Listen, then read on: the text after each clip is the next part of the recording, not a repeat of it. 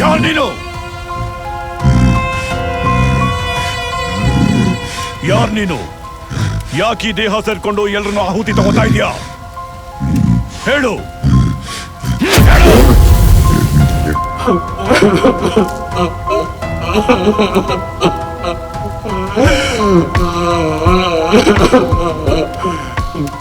ಸೇಡು,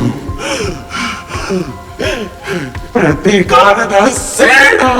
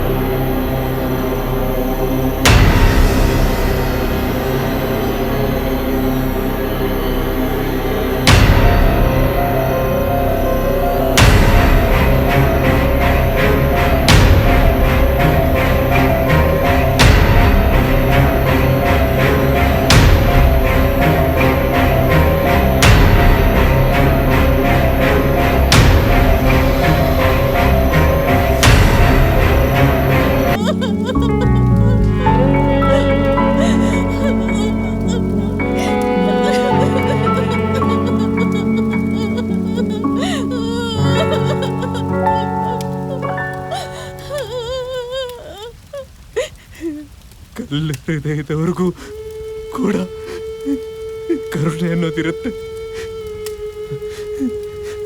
ಆದ್ರೆ ಈ ಪಾಪಿಗಳು ತಮ್ಮ ಸ್ವಾರ್ಥಕ್ಕಾಗಿ ನನ್ನ ಗರ್ಭಿಣಿ ಅಂತಾನೂ ನೋಡ್ದೆ, ಜೀವಂತ ಸಮಾಧಿ ಮಾಡಿಬಿಟ್ರು.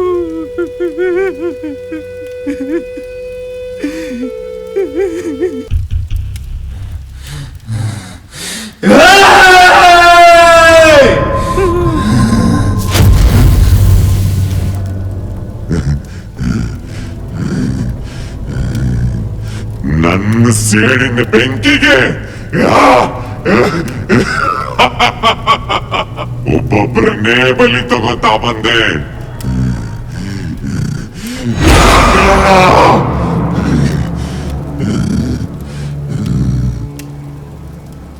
ಇನ್ನು ಉಳಿದಿರೋನೊಬ್ನೇ,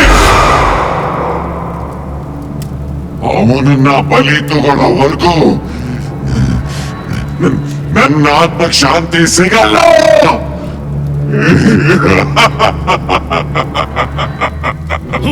ಅದು ನಿನ್ನಿಂದ ಆಗ್ದಿರೋ ಕೆಲಸ.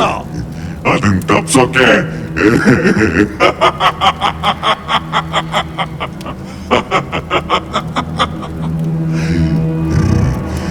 ಯಾರ ಕೈಲೂ ಸಾಧ್ಯ ಇಲ್ಲ.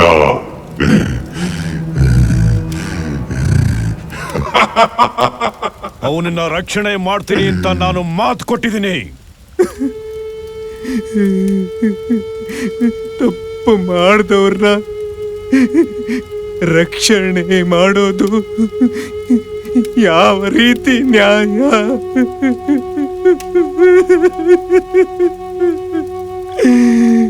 ನಿನ್ನ ನೋವು ನನಗೆ ಅರ್ಥ ಆಗ್ತಿದೆ. ಗೊತ್ತೋ ಗೊತ್ತಿಲ್ಲದೆ ತಪ್ಪು ನಡೆದೋಗಿದೆ. ಹಾಗಂತ ಅವನು ಮಾಡಿರೋದು ಕ್ಷಮಿಸುವಂತ ತಪ್ಪಲ್ಲ. ಪಶ್ಚಾತ್ತಾಪಕ್ಕಿಂತ ಬೇರೆ ಶಿಕ್ಷೆ ಇಲ್ಲ ತಾಯಿ. ತಾಯಿ ಗುಣ ಇರೋ ನಿನಗೆ ರಾಕ್ಷಸ ಗುಣ ಬೇಕಾ? ಕ್ಷಮಿಸ್ಬಿಡು ತಾಯಿ. ಕ್ಷಮಿಸೋದ ಮನುಷ್ಯತ್ವ ಇಲ್ಲದೆ ಇರೋರ್ನ ಕ್ಷಮಿಸೋದ? ನಿನ್ನ ದ್ವೇಷದ ಜ್ವಾಲೆಯಲ್ಲಿ ಸುಡ್ತಾ ಇರೋದು ಬರೀ ಅವ್ರ ದೇಹ ಅಲ್ಲ, ನಿನ್ನ ಗಂಡನ ದೇಹ ಅಂತ ಮರಿಬೇಡ. ನೀನ್ ಅವನನ್ನ ಕೊಂದ್ರೆ ನಾಳೆ ನಿನ್ ಗಂಡ ಕಾನೂನಿನ ಕಣ್ಣಲ್ಲಿ ತಪ್ಪಿತಸ್ಥನಾಗಿ ನಿಲ್ತಾನೆ. ಆಗ ಸಾಕ್ಷಿ ಹೇಳಕ್ಕೆ ನೀನ್ ಬರ್ತೀಯಾ?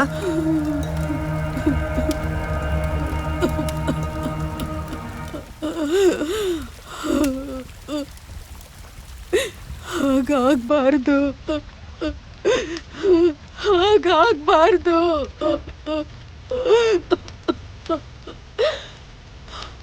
ಸೇಡಿನ ಜ್ವಾಲೆ ಆರ್ ಹೋದ್ರೂ ಪರವಾಗಿಲ್ಲ.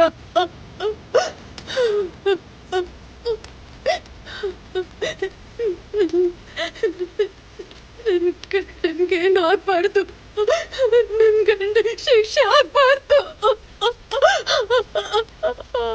ಹಾಗಿದ್ರೆ ಬಾ.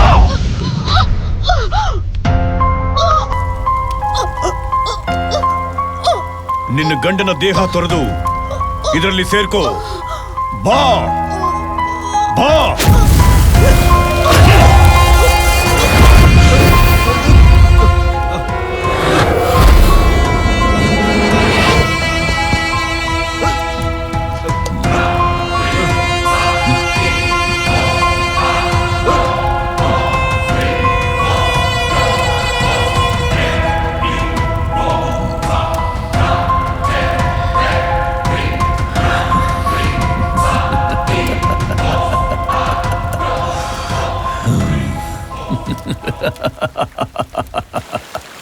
ಮಾತಿಗೆ ಕಟ್ಟಿಬಿದ್ದು ಅಪರಾಧಿನ ರಕ್ಷಣೆ ಮಾಡಿದ್ನೇನೋ ಅಂತ ಪಾಪ ಪ್ರಜ್ಞೆ ನನ್ನ ಕಾಡ್ತಾ ಇದೆ.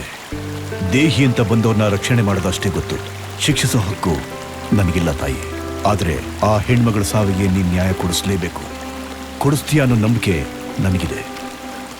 ನೀವು ತಗೊಂಡ ನಿರ್ಧಾರದಿಂದ ಒಬ್ಬ ನಿರಪರಾಧಿಗೆ ಶಿಕ್ಷೆ ಆಗೋದು ತಪ್ಪು. ಇದು ನಿಮಗೆ ಕೊಡ್ತಾ ಇದ್ದೀನಿ, ತಗೊಳ್ಳಿ ತಾಯಿ. ನಿರ್ಧಾರ ತಮಗೆ ಬಿಟ್ಟಿದ್ದು.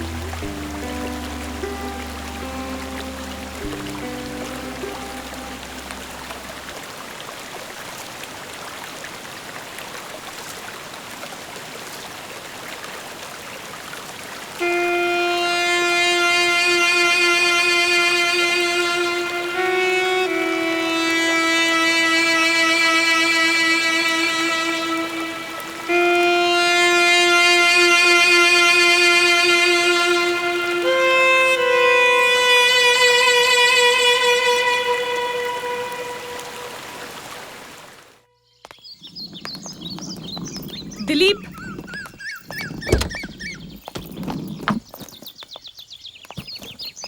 Dilip, I am sorry.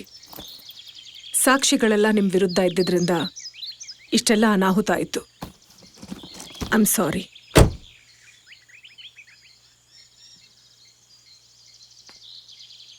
Madam, ನನಗೊಂದು ಹೆಲ್ಪ್ ಮಾಡ್ತೀರಾ? ಹೇಳಿ. ಕಂಪ್ಲೇಂಟ್ ಕೊಟ್ಟು 1 ವರ್ಷದ ಮೇಲಾಯ್ತು. ನನ್ನ ಹೆಂಡ್ತಿನ ಹುಡುಕೊಡ್ತೀರಾ? ಅವಳಿಲ್ಲದೆ ಜೀವನ ಖಾಲಿ ಖಾಲಿ ಅನ್ನಿಸ್ತಾ ಇದೆ. ಹೇಗಿದ್ದಾಳೋ, ಎಲ್ಲಿದ್ದಾಳೋ, ನನ್ನ ಮಗು ಹೇಗಿದೆಯೋ, ಪ್ಲೀಸ್ ಅವಳನ್ನ ಹುಡುಕೊಡ್ತೀರಾ?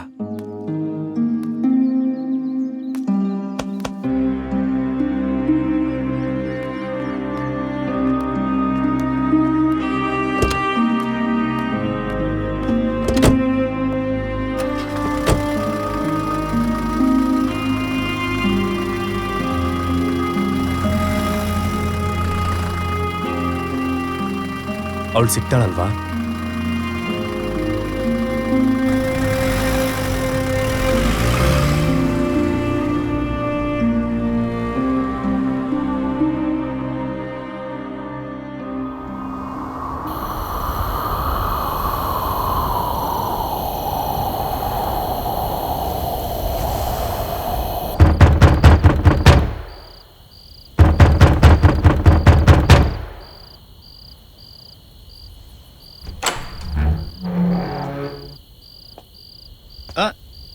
ಮೇಡಮ್ ಅವರು ಇಷ್ಟು ದಿನ ಆದ್ಮೇಲೆ ಈ ಬಡಪಾಯಿನ ಹುಡ್ಕೊಂಡು ಬಂದಿದ್ದೀರಾ ಅಂದ್ರೆ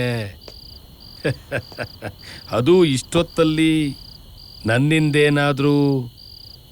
ಅಯ್ಯೋ, ಯಾಕೆ ನಿಂತ್ಕೊಂಡಿದ್ದೀರಾ?